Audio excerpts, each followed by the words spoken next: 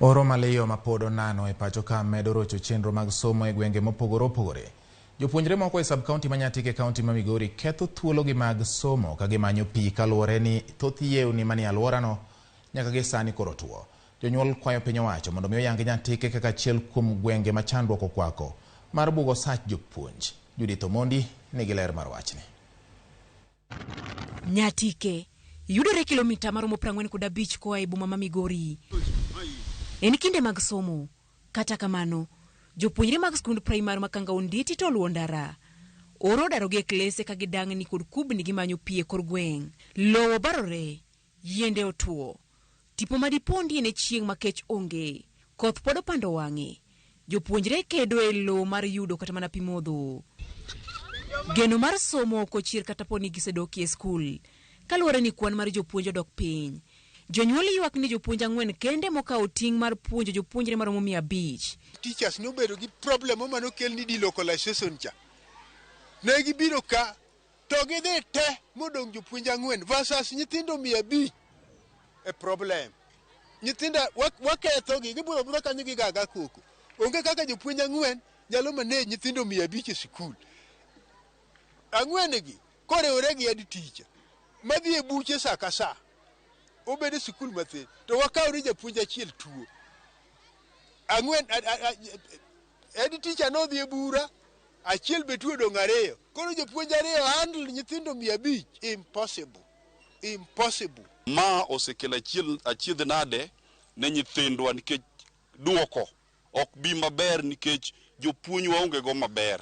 Subjects mane school mowinjo bed ni gi cover ok dhi maber nikech jopuonj tin. Bende gisundo piny owacho mondo miyo puodh Nyatike kaka gweng' manigi midhiero mang'eny kama onengo miyo jopuonj omenda mabalang' ma ong'ere kaka hardship allowance. Omiyo nwakwayo sirikal ni giketnwa Nyatike obed kaka hardship ma japuonj kobire kata ko japuonj obedo posted kaler ka ahinya Nyakangonditi to en gi mor. Nitiere mbunge moro mani luongo no Cholo Rao nokwayo hardship mar Nyatike to gino no odhi adhiya kamano. Omiyo sani to nwakwayo ni kaber to digi kele hardship mondo omotivate jopuonj kata ma oko. Moko bende ochwalo paro mondo mi duol mandiko jopuonj TSC ondik nyithindgi mane otimo tiegruok mar puonj mondo pong' fuok manitiere. Wakwayo sirikal gi TSC ni gindik nwa jopuonj mose ai college ma nyithi Nyatike sub county mondo obed mang'eny maka gibiro ka nikech gin ging'iyo gi ngima ma Nyatike gi ka ginyalo puonjwa nyithindo. Koro ok wabed gi sida mar jopuonj mwaonge gogi.